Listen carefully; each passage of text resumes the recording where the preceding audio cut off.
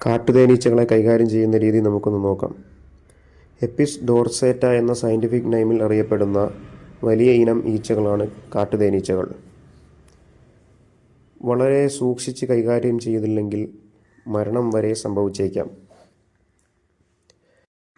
സാധാരണ തേനീച്ച കർഷകർ ഉപയോഗിക്കുന്ന ഒരു ഉപകരണമാണ് സ്മോക്കർ.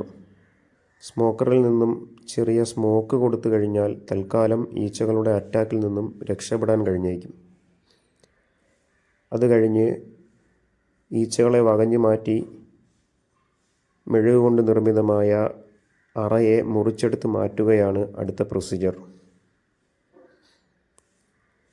പൊതുസ്ഥലങ്ങളിൽ ഇതുപോലെ ഓപ്പണായിട്ടിരിക്കുന്ന കൂടുകളെ കല്ലോ മറ്റ് വസ്തുക്കളോ കൊണ്ട് എറിഞ്ഞ് ശല്യപ്പെടുത്താതിരിക്കാൻ പരമാവധി ശ്രദ്ധിക്കുക.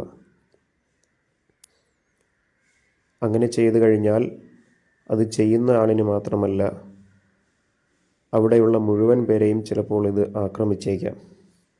അത് വലിയൊരു അപകടത്തിന് കാരണമാവുകയും ചെയ്യാം. പരിശീലനം സിദ്ധിച്ച തേനീച്ച കർഷകരെയോ കാട്ടുതേനീച്ചകളെ കൈകാര്യം ചെയ്ത് പരിചയമുള്ളവരെയോ സമീപിക്കലാണ് ഏറ്റവും നല്ലത്. പ്രകൃതിയിൽ ഫലരൂപീകരണത്തിനും അത്യുൽപാദനശേഷിയുള്ള വിത്തുകളുടെ ഉൽപാദനത്തിനും തേനീച്ചകളുടെ പരാഗണം അത്യാവശ്യമാണ്.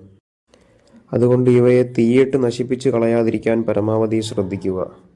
പ്രകൃതിയിൽ തേനിൻ്റെ ലഭ്യതയ്ക്കനുസരിച്ച് ദേശാടനം നടത്തുന്ന ഇവർ വൻമരങ്ങളുടെ കൊമ്പുകളിലും ഉയരമുള്ള കെട്ടിടങ്ങളുടെ ഷേഡുകളിലുമൊക്കെ കൂടുകൂട്ടുന്നു. പ്രകോപനമുണ്ടായിക്കഴിഞ്ഞാൽ കൂട്ടത്തോടെ ആക്രമണം നടത്തുന്ന ഇവകളുടെ 7-8 കുത്തുകൾ ആരോഗ്യവാനായ ഒരു മനുഷ്യൻ്റെ നെഞ്ചിന് മുകളിലേക്ക് കിട്ടിയാൽ തന്നെ മരണകാരണമായേക്കാം.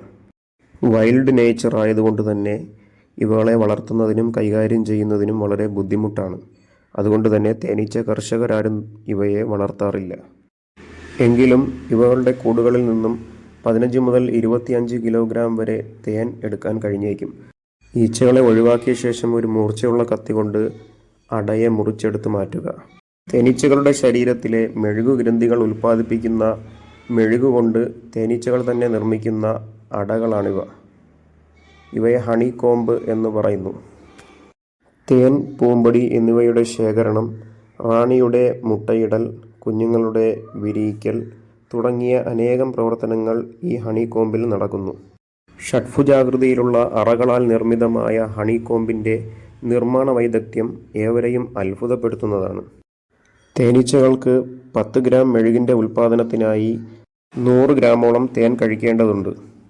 സംസ്കരിച്ചെടുക്കുന്ന മെഴുകിൽ നിന്നും മെഴുകുതിരി മുതൽ കോസ്മെറ്റിക് ഐറ്റങ്ങളായിട്ടുള്ള ക്രീമുകൾ വരെ ഉൽപ്പാദിപ്പിച്ചെടുക്കാൻ കഴിയുന്നതാണ്.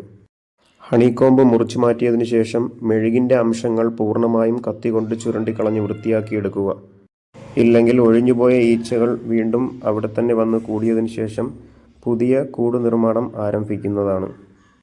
ഒഴിഞ്ഞുപോയ ഈച്ചകൾ വീണ്ടും അവിടെ തന്നെ കൂടുന്നത് തടയാനായി താൽക്കാലികമായി പെട്രോൾ, ഡീസൽ, മണ്ണെണ്ണ പോലെയുള്ള എന്തെങ്കിലും പെട്രോളിയം പ്രോഡക്റ്റ് അവിടെ അപ്ലൈ ചെയ്യുന്നത് നല്ലതായിരിക്കും.